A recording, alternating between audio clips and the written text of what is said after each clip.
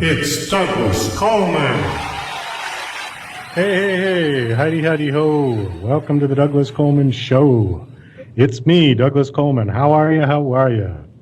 Nice to, I was going to say nice to see you all here, but I can't see anybody. So it's just nice having you here, wherever you are in this world.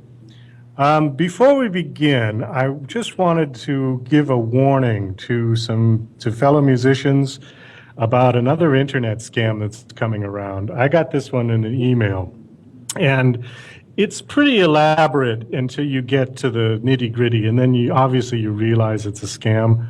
But, for some people who aren't really paying attention, who are real keen on getting radio play, it might get past them, but I just wanted to put this one out. This one comes from somebody claiming to be an employee of the iHeart Media Group, and they're offering a radio promotion across the U.S. on Clear Channel FM stations, which are big, charting radio stations in the United States. The email contains 2 PDF files. One is a 9-page description of the services and a 1-page contract for the artist to sign. The other PDF is an example of an EPK, or electronic press kit, that they will create for you. They actually give you this sort of fake form number, like A12QXY, as a sort of a ruse to think that someone at iHeart actually listened to your songs. And you're supposed to reference this form number on all of your correspondence so as to identify you as not being unsolicited email. It all looks good until you get to the end where they ask you for $100 to cover the costs of creating the EPK and file conversions, processing, etc. Where they really screwed up with this thing is that it says they want the payment to be sent only by cash, Western Union, or money order. Okay, now obviously no legitimate company would ever ask anybody to mail cash. Another clue is the emails that these guys are using. They're using at Yahoo and at hotmail.com. Again, iHeart and Clear Channel are huge companies with their own domains and would have emails like Fred at clearchannel.com or Ralph at iHeartMediaGroup.com. The final thing that was odd about this scam is that they asked for everything to be sent by mail, and they gave you an email address to email them and ask them for their mailing address. Now, I've never heard of anybody asking for stuff in the mail anymore. Usually, with a few exceptions of radio stations that still use CDs, most everybody has gone to MP3s now, which you can just email to people. They're using a real artist's EPK, and I was wondering if she actually knew that all of her profile had been hijacked for this scam. Her name is Kenya McGuire Johnson, and she appears to be a well-established jazz singer. I checked out her links on Twitter and Facebook, and they're all legitimate. Anyways, just a fair warning, the actual PDF files I have posted a link to on my Twitter, and right now it's pegged to the top. It's a pinned tweet, so it's at the first tweet on my page. If you go to at Douglas Coleman 3, and you can click on the link and it'll download the 2 files. You can actually see this scam if you're interested in seeing it.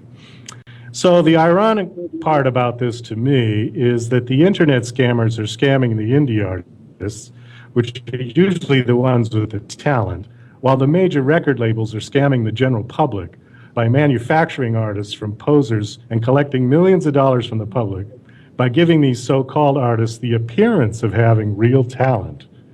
So there you go, folks. It's Scam City all the way around. Welcome to the music business. Now on with the show and my special guest.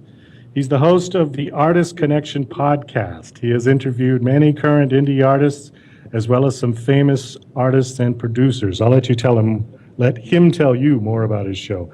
Please welcome Matt Kacar. Hey, Matt, how are you?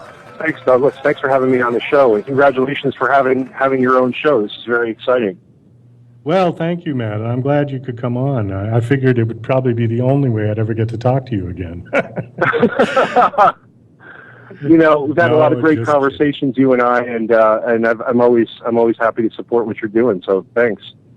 Well, thank you. And I knew that having you on, because I've talked to you twice now, that it would be a real easy and cool and fun conversation, So what I thought we would do, actually, I wanted to ask you, did you see that they're going to try to redesign the $10 bill with a woman's portrait on it? Yep. Did you read about that?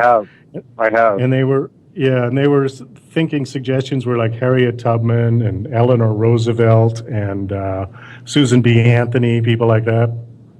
Mm-hmm. I'll tell you who gets my vote for the woman to be on the $10 bill. Ann Wilson of Heart. That's who I want to see on the $10 bill. The skinny. That wouldn't be so bad. If you ever saw the Kennedy Center honors when Obama had Led Zeppelin and Dave Letterman on, did you see that? Oh, yeah, I sure have. Yep. Okay, well, when she came out and did Stairway to Heaven, oh my God, I cried. That was the most beautiful thing I had seen, with that whole background singers and Jason Bonham on the drums. Wow. I mean, that was just so good. It was giving me goosebumps. Those Kennedy Center honors or something else. Was that the same year that Buddy Guy received the award, or did he get it the next year? I'm not sure if it was the same one. Good question. John, do you know? I believe it was the same year. I saw the show and I seem to remember Buddy Guy was on it. So, although I was much more captivated by the Ann Wilson, to be honest. But yeah. Oh yeah. But not to interrupt here, but you know how they're always saying, should it be the fat Elvis or the skinny Elvis? Should it be the fat Ann Wilson or the skinny Ann Wilson on the 20? Well, you know what? It's only a portrait. It doesn't really matter. Her face looks great. Well, that's her true. face looks, they're not going to show her from anything but the shoulders. Full body, yeah, it will be a full body. I mean, I don't care. I care about her voice, not her weight. Yeah. Oh, well, her voice is outstanding. As far as I'm concerned, she is the best female rock singer of all time. It's just funny because when I was in high school, Ann was the hot one, and now Nancy's the hot one, Right. Well, Nancy or Ann put on 400 pounds or something. But anyways, so Matt, what I thought we would do is just do a little bit of a kind of like a face-off, since you're I'm going to use the British term presenter, because I don't like the American term interviewer. It just sounds so hokey, So since you are also, it's so broad. It's such a broad kind of thing too. It could mean a lot of different things and doesn't really. Yeah, I agree with you. I like presenter too. That's very European. Yeah. So what I thought we could do is just kind of do like a face-off where you can ask me a question and then I'll ask you a question. We just sort of go back and forth. Might be kind of fun. Yeah. Before we do that, though, I do want to play a game with you. Okay. It's the one called Desert Island Discs. You know that one? Yeah, sure do. Okay. So here's what I want to do. Let's do top 10 albums that you would take to the desert island. No repeats, okay? Only one album per artist, so 10 different artists. And I'll let you go first. And John, just keep score, so when Matt gets to his 10th one, let me know, because then I'll have my final, all right? Okay, all right. I'm curious to see how many we have in common, but I'm guessing we're not going to have that many. I don't know. Go ahead, Matt. You start. There's so many to pick from, and let me just tell you that this list, if you ask me this next week, it's subject to change because I have a huge collection of music. I love all kinds of music, and it's not always, gonna remain the same. Okay, well, let's do one at a time. You do one, then I'll do one. Blah blah blah. We'll go back and forth. Okay. Okay. For me, So Ground Zero, my very first album that I ever purchased with my own money. What started it all? What started the fascination? What Ground Zero is The Who. The Kids Are All Right. Ah, okay. All right. Well, for me, the first one would have to be Beatles' Revolver. Oh, All right, so what's your next one? Rolling Stones, Exile on Main Street. I have a feeling we're not going to have any of the same ones. Okay. All right, second one for me would be Elton John, Tumbleweed Connection. Oh, yeah. Okay, 3. 3, Dave Brubeck, Take 5. Oh, all right. Well, there's a twist. There's a I have, yeah, it's a curveball, exactly. Okay, number 3 for me would be Yes, Close to the Edge. Oh, that's another good one. All right, Maybe we can next. go together and share combine our collections. That's right. Well, I know I love everything you've mentioned so far. So, but all right, if we're going to go to the island together, then we'll have 20. All right, how about the incredible Jimmy Smith? Got my mojo working. Discovered that in my mother's record collection as a young boy, and that's been a favorite of mine for a long time. Wow. Okay. Next one for me would be the Tubes Completion Backwards Principle. Oh, love it, love it, love it, love it. I have everything that Tubes ever recorded. Oh, they were Keith fun. Richards' first solo record, Talk is Cheap. Wow. Okay. You've got much more obscure ones than I do. I'm real more mainstream, or mainstream then when it was. Yeah. Yeah. Number 5, Nirvana, Nevermind. Okay. For me, AC/DC, Dirty Deeds, done dirt cheap. That's a Good good album. one. Yeah. It's one of the first ones I owned. Okay. Well, since we were just talking about Ann Wilson, gonna have to be Dreamboat Annie by Heart. Oh. The next one. Yeah, I was just listening to that. All right, next one. Well, I have to get some Led Zeppelin in there, so if I have to pick one, shoot. My gut is telling me Physical Graffiti, but I'd probably say In Through the Outdoor. Really? I Yeah. thought you were going to go Houses of the Holy. Yeah, well, I mean, it's hard to pick just one, but Yeah, I know. Okay, well, I think we're gonna have almost a match there. I'm saying Led Zeppelin 2 okay. is my next one. So I don't know why how I many didn't say was? this sooner.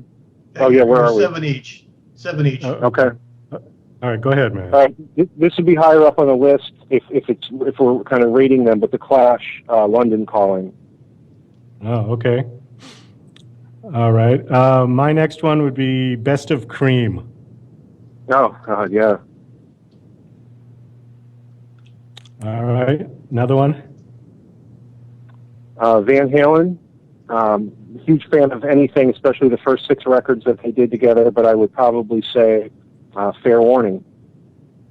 Okay. And here's my curveball. Ella Fitzgerald, Live in Rome, 1958. Oh, Fabulous. can't go wrong there. Fabulous album. Okay. And this is the last one, John? Yeah, yep. Okay, Matt, one more. Oh, God, this is rough. I can't let Eric Burden out of the mix. I'm a huge Eric Burden and the Animals fan, so I just picked up a record I didn't even know existed. It's in like a die-cut stop sign, the Eric Burden Band Stop. It's like an early 70s rock, funk kind of thing, and it's really good. So I would bring that along. Spill the Wine album. No, but I mean, anything Eric Burden sings is fine with me, so that's the most recent in my collection. Spill the Wine wasn't on that album? No. This is all stuff I never even heard of. I didn't even know the thing existed, and then I saw it in the store and grabbed it. No, I never heard of that one either. Okay, Yeah, it's really good. my last one would have to be Pet Sounds, Beach Boys. Oh, of course, yeah. All right, well, there's the Desert Island discs of Matt Kacar and Douglas Coleman. It was amazing. We crossed paths on Led Zeppelin, and that was really about it. But still, everything you mentioned I liked, and so I think we're definitely in the the same sort of mindset, just a little different, tastes a little bit different, that's all. Well, I have all them right. all. I mean, everything you mentioned, I'm a fan of as well, and I've had them all, and I have them all, and I listen to all that stuff. So yeah, it's definitely a good fit. Yeah, oh, most definitely. All right, let's go on with our little face-off here. Let's see. Do you want to Sure. start, or do you want me to start? Yeah, well, I'll start because Okay, in start. February of this year, I was in your second home, or your alternate home, or your home in the States. I spent a week in Las Vegas. Okay. And that was my first time there, and I have some impressions of the city. But I just wanted to ask you, what draws you to that city? How did you land there? How did you end up there? It was purely economics and logistics because I was looking for a place I need an address in America if I'm going to live over here. And at the time, it was right at the point when Las Vegas had their huge housing crash, where the condo that I got was $200,000 in about 2008. It sold for that. And in 2011, it was going for 50. Okay. Wow. So it seemed like just too good of a bargain to pass up. The other reason is that it's close enough to LAX that I can make a nice connection from Thailand because there's nonstop flights from Thailand to LAX. And also the weather is good, so I don't have to worry about coming home in the winter and getting stuck in the snow, which was always a big concern living in Boston. Logan Airport was always, a 50-50 shot in the wintertime, whether you were going to get in or out or whatever. And I just didn't want to hassle with that anymore. So I knew Vegas was always nice year-round, at least not have to worry about snow. So that was basically it. Also, the tax rates are cheap there. There's no income tax. And property tax is real low. I came from a place where property taxes were unbelievably expensive. And I went from like paying $5,000 a year in property tax to $500 a year. So it was a big jump down. Now obviously I went to a smaller place, but still the tax rates are much cheaper in Nevada because they get a lot of their money from the gaming. So they don't have to tax the people who live there so ridiculously. Okay.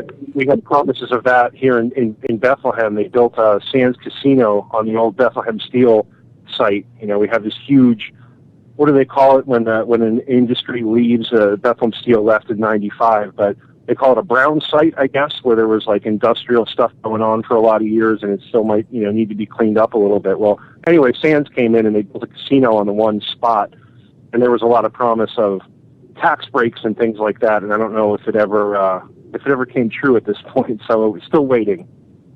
Well, when you say a brown site, was that like Love Canal, where the thing is toxic or could be toxic?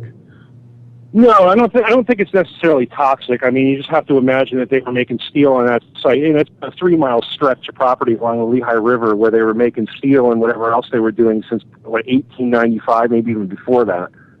So I guess there was some cleanup involved, but I don't think it was ever toxic necessarily. Okay. All right. Well, let's see. My question to you. Yep. We'll give you a zinger right off the bat here. What was the worst interview you ever did? Oh.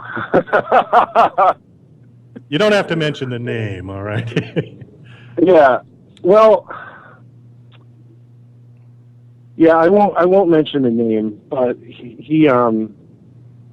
there were two, and I want to say they were bad. I'm a little bit critical on myself that when a call ends or when an interview ends, I think, oh, that was horrible. That didn't go the way I thought it would.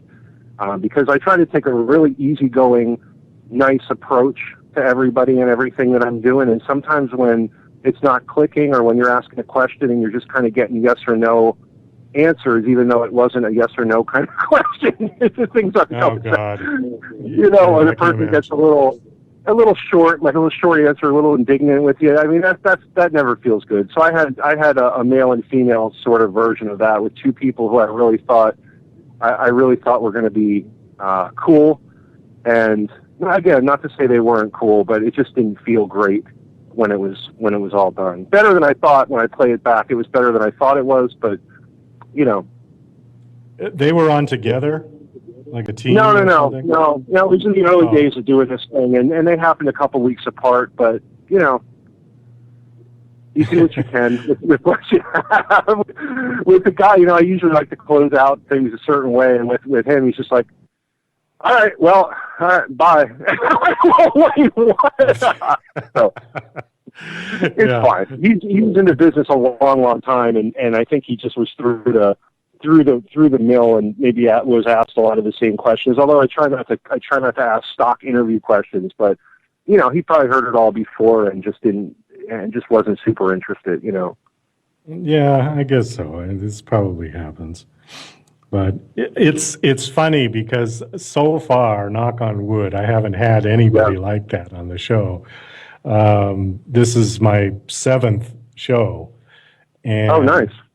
Everybody has just been fabulous. I mean, we've had a real cross-section of people, different, professions, different ages. We had one guy who was our first guest who was a 20-year-old. Which he was great, and then we've had older people and people who are people who are doing film and everything. But everybody's been great. Everybody's been interesting.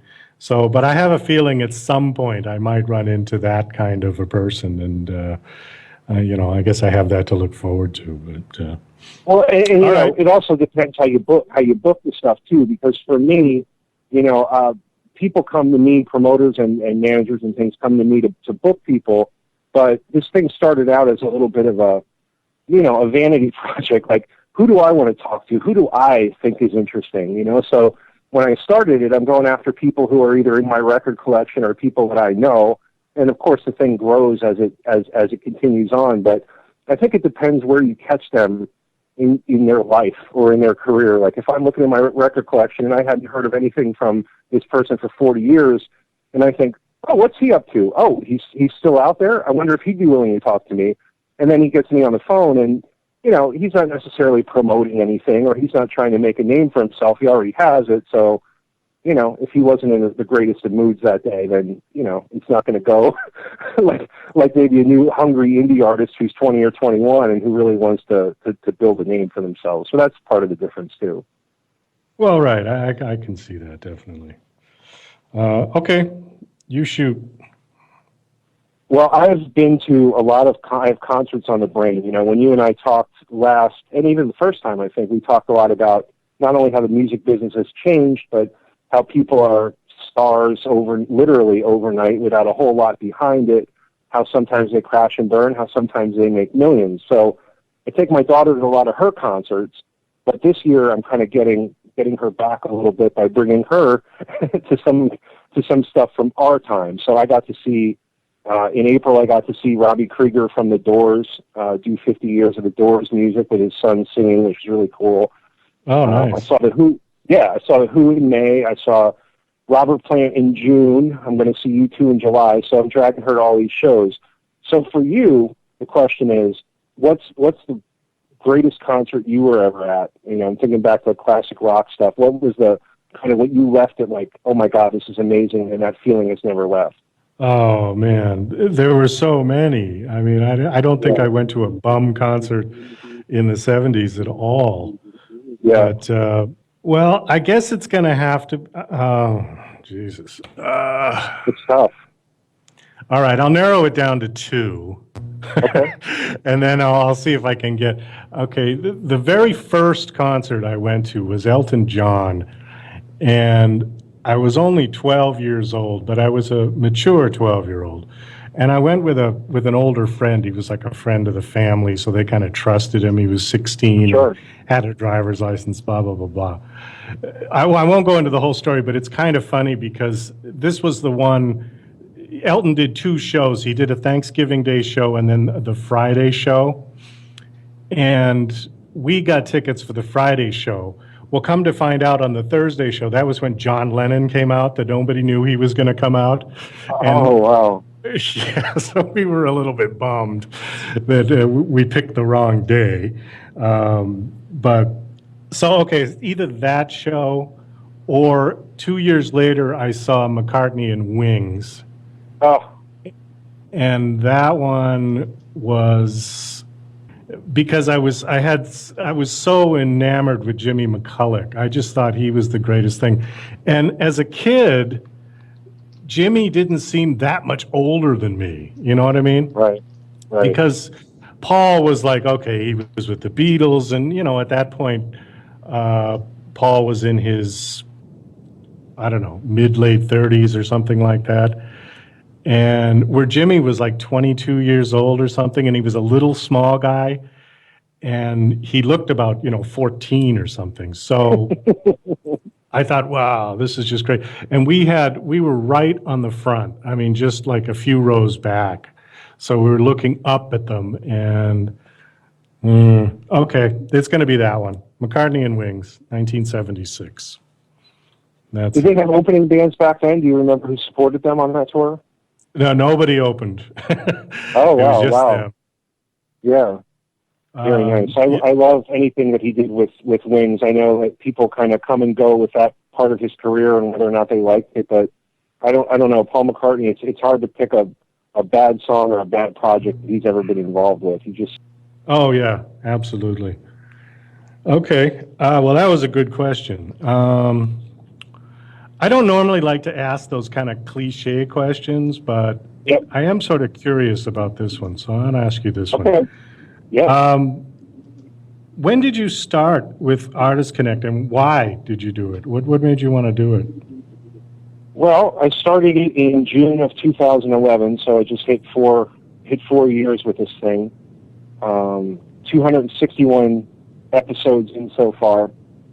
And I started it, well, like I said, I've absolutely always loved music, and I've loved, now in the age of the internet, getting information is super easy, and you can I can find out what Paul McCartney did yesterday. But when I was a kid, I used to read like Circus Magazine and Hit Parader Magazine and every month you would get these little snippets of information about your favorite band, Van Halen for me, or the Scorpions, or whatever it was in the 80s, So Right, there was much more of a mystique about the artists back then than there.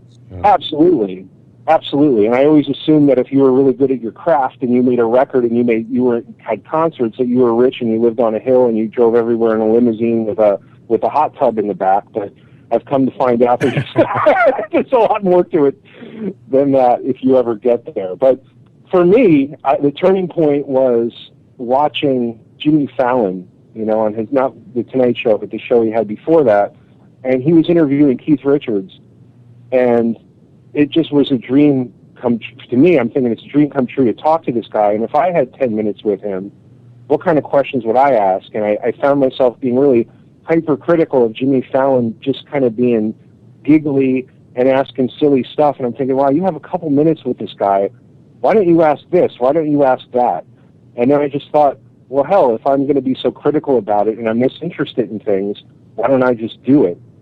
And then just from there, I learned I already had a digital microphone, and I just learned how to get it up there and how to put a podcast out. And it just grew from there. And like I told you before, it started out with a list of who I want to talk to, who I would love to talk to, the wish list. And then it grew into, indie folks and just actors and actresses and photographers and writers and whatever. I mean, I talk to anybody that's creative and wants to talk, but that was kind of the seed, watching that and thinking, I could do better, and seeing if I could. Well, something that was part of why I got into this thing, because I went on a bunch of different radio shows. And I thought, this is something, I think I could do this. I think I could. So I am just giving it a shot. I want to segue that into something else, because I love that story on Stephen Bishop's interview that he had with you. I listened to that one. And when he was talking about sitting next to James Brown at the Grammys, Yep. You remember this story? And James's Absolutely. date was wearing some big feather boa or something, and apparently Stephen was sitting a little too close, and James leaned over and said, "Hey, you're ruffling my date's feathers." I know, right. Right. And the way Stephen told that story, I thought, oh, it was just, I was rolling on the floor laughing because I could just see it, you know? You could just imagine. And, you know, here he is, he's sitting there with James Brown, who is like a legend. And, you know, he gets, that's his first introduction to James Brown is some ridiculous comment about ruffling his date's feathers. I just thought that was great. That's exactly what keeps coming back. And Stephen Bishop was definitely on the short list when I started. I have all his records, and, you know, I grew up in the 70s, so listening to his songs was a big part of my life. And I just knew he was involved with other projects, and he was in Animal House, bit parts in Animal House and the Blues Brothers and a Twilight Zone movie. It's like, this guy must have stories to tell. And how often do you see him now on a show, or when do you hear him on a show? I wanted to dig in, and when you get an hour or so with these people, and you don't stick to those cliche questions, you just let the conversation breathe a little bit. You know, ask something just to get it going. Those are the kind of stories you get, and that's what I love about it. Well, how did you find him? How did you get him, anyways? Just, you know, the beauty of the internet. Just reached out looked on his website, found contact information, wrote my introductory kind of email to his people saying, I'm a fan, this is what I would love to talk about. And within a couple of weeks, I heard from his camp, and within a week he was on. It was really something. Wow. That's amazing. Maybe I'll work up to Stephen Bishop. We're having Stuart Epps was the most famous person I've had on so far. So, oh, he's awesome. He was a great. Yeah, that's another guy with just a wealth of information and stories that go back to his teenage years. Yeah, he's another great guy. Oh, his stories were incredible. He was talking about being on Elton John's jet when they were touring, and John Lennon was part of the crew, the entourage, and here he is, Stuart, just sitting there, this 20-whatever-year-old kid, as he was Elton's PA. And, you know, he's sitting on this private plane, they're flying all around the world, and John Lennon's just like walking around with a drink, and, you know, that would just blow my mind. Absolutely. Yeah, definitely mine too. And like, I think we assign a legendary status to a lot of these people for good reason. I do the same thing. I mean, I'm as much a fan of the personalities and the people as I am of the music.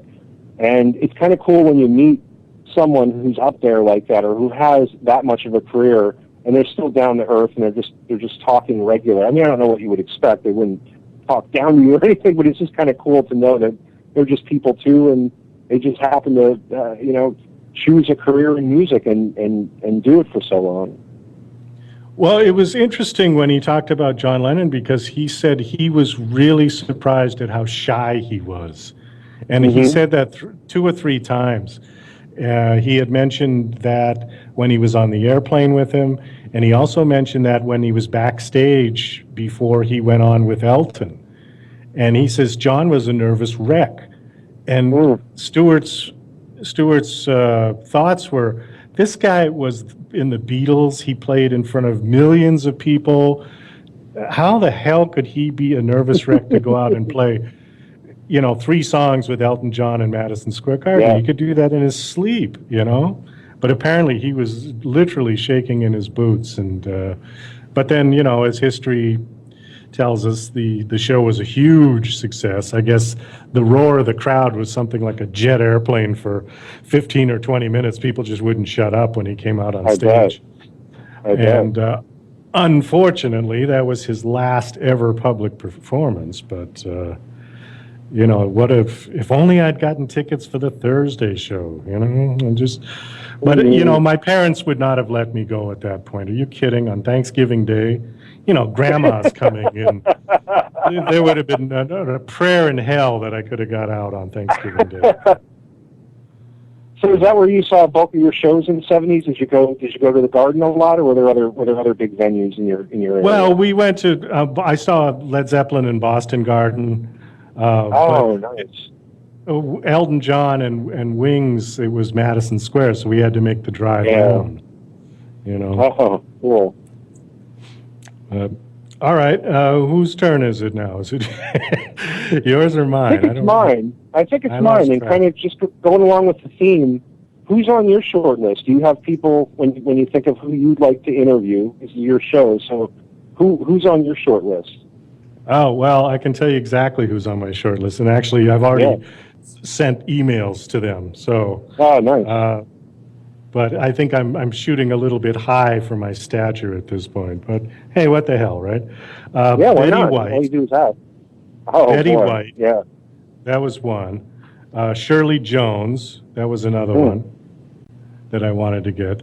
And then, Paul Peterson was one I emailed. You know Paul Peterson? Do you know who he is? Paul Peterson, I hope I'm not wrong. He's an actor, right? He was a child actor? He was a child actor. He was on the Donna Reed show back in the That's 50s. Right. Yeah, absolutely. And now he's got that foundation called A Minor Consideration, which is trying to help these kids that get all screwed up from the Hollywood machine. And I think what he's doing is really great, and I wanted to talk to him. So I sent him an email. And who else? Jay Brannon was the other one. He's a indie artist that I really like. Oh, nice. And also a guy named Beau Fournier, who was on that show, America's Best Dance Crew. Oh, yeah, yep. He was in this group called Fanny Pack that I really liked. I thought their act was really cool because it was very animated. It was very different than the sort of hardcore hip-hop-y kind of stuff that guys were doing. Theirs was like a real, Disney Express version of that kind of dancing. And I wanted to get a dancer because the idea with my show is that I'm encompassing all aspects of the entertainment industry. And a dancer is somebody that I didn't have, so I picked him. But needless to say, Matt, nobody has emailed me back, so I may not get any of those people. It's funny to respond, and like I said, I think a lot of it has to do with it. Do they have anything to promote at this time? And some of the folks that like Betty White, I mean, she'd definitely be cool to interview. You just have to think what's she out there doing? How much time does she have at her day to do stuff like that? So sometimes you wait, sometimes you get a response right away. But I wish you luck. They would all be great, interviewees, definitely. Oh yeah, well I'm sure Betty White. I mean, God love her. What is she? 92 years old or something? And she's going on like a 20-year-old. I mean, she is amazing. She is absolutely amazing. I love that woman dearly. Let's see. What do we got? Oh, how's your son? Are you still listening to Pink Floyd albums on vinyl with him? Oh my God, yeah. I mean, I drag him to the record store every Saturday. That's kind of our routine. We go out to breakfast and we go to Double Decker, the record store in Allentown, and I buy a ton of records and we come home and listen to them. So that's so great. I think that's so cool. I hope it's wearing off on him a little bit. Well, otherwise he's just not even going to know what real music is about, Well, there's no excuses in this house. I mean, I have a ton of it, so I hope, and even waiting for my daughter to come around a little bit off of her pop world to see it's not even like I don't like pop music, but just maybe pop music from another decade or another era to show her how it was done then. So hopefully one day she'll find her way down to the collection and discover stuff on her own. Well, you got to remember, Matt, that the term pop music has been changing, decade by decade by decade. Go back to the 1930s, and if you said pop music, it would have been jazz. Mm-hmm. Yep. And then through the 40s and things, pop started becoming like the what we call Broadway show tunes now, Rodgers and Hammerstein and Leonard and Lowe and, those kind of the great songwriters of the day. And then pop changed again, then it was rock and roll, but it was still mainstream, right? 60s pop, I don't know. The Beatles were definitely 60s pop in the early days. So we've gone all the way from like ragtime jazz music, from Scott Joplin to Justin Bieber in the course of, 90 years or so. It's pretty scary. I'm just wondering where it's going to be in the next 20 years. Where do you think it's going to be? I have no idea. I mean, I don't even know how to get out of where we are now, and it's only because I don't begrudge anyone's fame or anyone's success or anyone being popular. I mean, that's all part of the show. I just wish it wasn't so much about what goes on behind the scenes or what they're doing or what's on TMZ or whatever gossip site or show that you're into. I just feel like the music is secondary, and that to me is the most, as a fan, the most hurtful part of it, because now you're just using the music strictly as a commodity to sell personality. And it should be the other way around a little bit. The music should be there, and if you happen to be quirky, or there's something about you that's off, or something that's interesting that people want to watch, that's cool.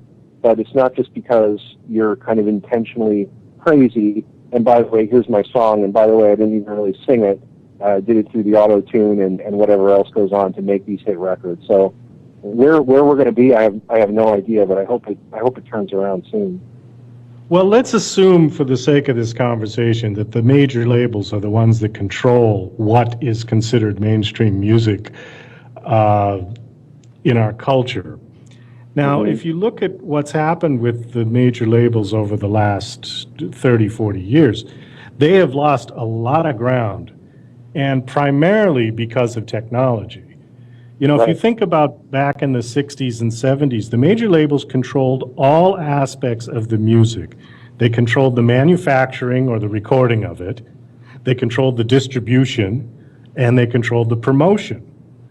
Now, today, they have no control over the recording unless it's an artist that's, signed by them. But what's out there competing against them is guys with Pro Tools at home on a computer.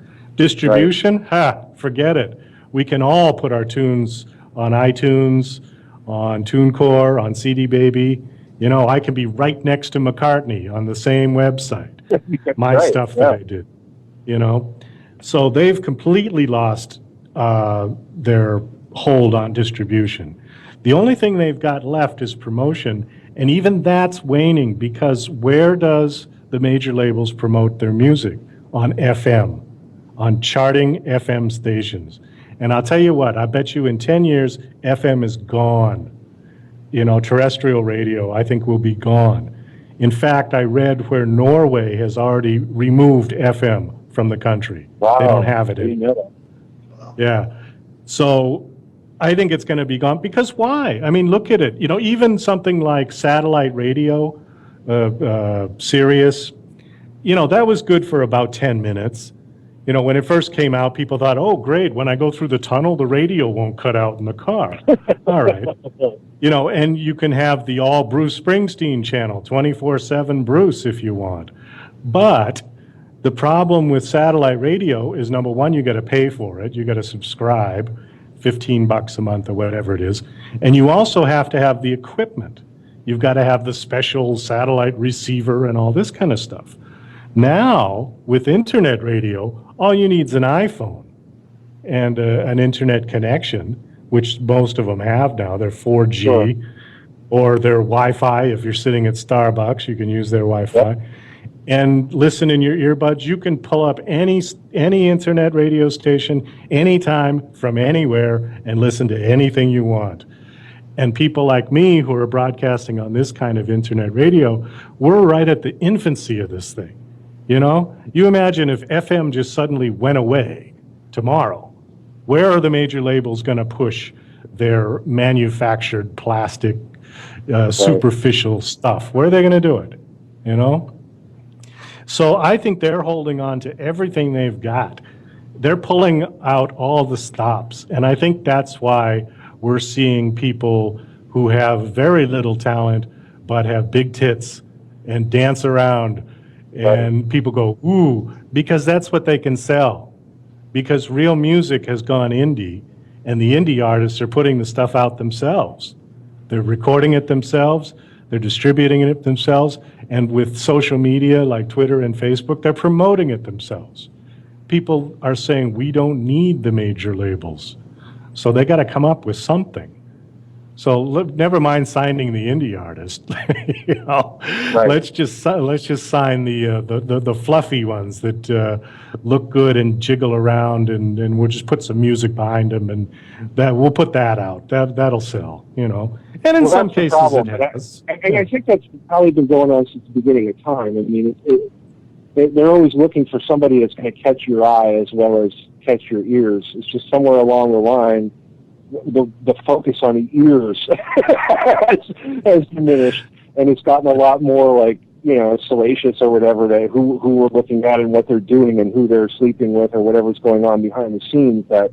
That's kind of been in the forefront. So I don't know. The problem, I wish that it wasn't so. I know everything's driven by money and greed and all that stuff, but I wish it wasn't, because I think there should be a happy medium somewhere. Because now, while I love, as a music fan, I love the amount of access that I have to bands and musicians and singer-songwriters and any style of music. I love that they can put their stuff out there. The problem is there's so damn much of it that you need a little bit of the hook to get people in, and by the way, keep them once you have them. And that's extra hard. I mean, I think that's the part that the record companies were doing in terms of the promotions part of it. You just be the musician, you write your songs, you perform them, we'll keep people interested. Now everybody has to keep everybody interested, and it's hard. I mean, sometimes I talk to people who I listen to their albums, before I interview them, like I never heard of them, but their promoter or somebody will send me their album, and I'll listen to it and say, oh my God, this is freaking amazing. Why have I never heard of this person before? And then I do a little bit of research and find out, oh wait, this is her 6th album? And I didn't even know she existed until now. How can that be? It's because there's 1,000 other ones just like that. There's no more gatekeeper anymore. So it's just hard. I mean, I'm glad it's out there. I'm glad talented people have a voice, but boy, finding them can sometimes be, there's not enough hours in the day. Well, the technological sword cuts both ways. It sure does. And for someone like me, I can live in Thailand and do a radio show that's in Florida, okay? Yep. And talk to you guys who are in Vegas and all over the world. We've got our listeners come from everywhere. So that's wonderful. I mean, you think about even something like this in the 70s. Remember those ham operators? Those crazy guys with these antennas in the front yard that were bigger than the house, and they had all of this equipment. And, how many people could they reach? They could get, like the 5 neighbors that lived right around them. And that was about as far as I would go. And they spent a lot of money for that equipment. I'm sure it wasn't cheap. I can remember a story, I think I told you on your one of them, but I'll tell it again. Yeah. It's kind of relevant. When I first went to New York and I went into a recording studio with the band that I was working with at the time, that was my first experience in a recording studio. And he's, in those days, in the early 80s, nobody had a recording studio. I mean, this guy had his friend, who was an engineer by trade, but also a music engineer. He had a full-blown studio in his basement of his house, okay? The guy was a bit older than us. We were in our 20s. This guy might have been like mid-late 30s or something. And when I got there, I mean, my mouth dropped. I was like, he had an 8-track, 1-inch Ampex machine, the same thing the Beatles used, with the full desk and the window between the studio part and the control room and the microphone. And I mean, this was fabulous. The whole room was soundproofed, I thought, wow, isn't this great? Anyways, we did a couple of demos in there, and then later we were talking, and I said, that must have cost a fortune to buy all that stuff. And he laughed, and he just says, the equipment cost more than the house. And it was true. He bought the house like in the late 70s, and he probably paid $30,000 for the house, and he paid $50,000 for all the equipment, right? Yeah. But this is what kept the playing field, like you said, the gatekeeper, is because nobody had 50 grand to buy a studio, right? Right. So unless you knew somebody or unless you had some connection, you weren't even going to get to make a good demo. Oh, I heard the trumpets. Well, did you hear the trumpets, Matt? I did. Yeah, that means we got 2 minutes left. Oh, man. Well, we'll have to do this again, Douglas. This is any time with you goes by like a blink of an eye. So thank you for your time today. Yeah, I know. Well, please tell everybody, let's use the 2 minutes. Tell everybody where your websites are and where they can get a hold of you and Sure. all that good Yeah, stuff. if you can find my website, artistconnectionpodcast.com. The guest and show notes page has links, to all the 261 episodes. You can follow me on Twitter at ArtistConnect1. My Instagram, Artist Connection Podcast. So I'm out there on Facebook. I have a Facebook page. So please check me out and come back often. I'm always updating content. You've done 261 interviews? Oh, my God. Yeah, and I have another one in the can, so 262 is coming up soon. Wow. Oh, that's amazing. Yeah. Now, how many years is that? 4 years. 4 years. Okay. Well, that's still a pretty heavy schedule, and then you work full time too, and you got your kids. You're a father. Trying to raise these kids right. Yeah. Yeah, you're a busy man. I give you a lot of credit for that. This is the passion well, project. This listen, is what I love to do. So, yeah. I know. Thank you, Douglas, gotta again. stick with Congrats on doing this. Well, thank you very much, Matt. It was a pleasure having you on the show. Next week, we are going to have artist Willie Bo Walker from the UK. He's a blues and I guess he's blues, rhythm and blues singer. He looks like a real character. I'm very anxious to have him on and talk to him. So he'll be next week on the 23rd at 3 p.m. Eastern Time. And thank you, John Morgan. Thank you. Are you still there? Okay. I am here. All right, very good. Okay, thank you very much. This is Douglas Coleman saying good night, and we'll see you next week. Bye-bye.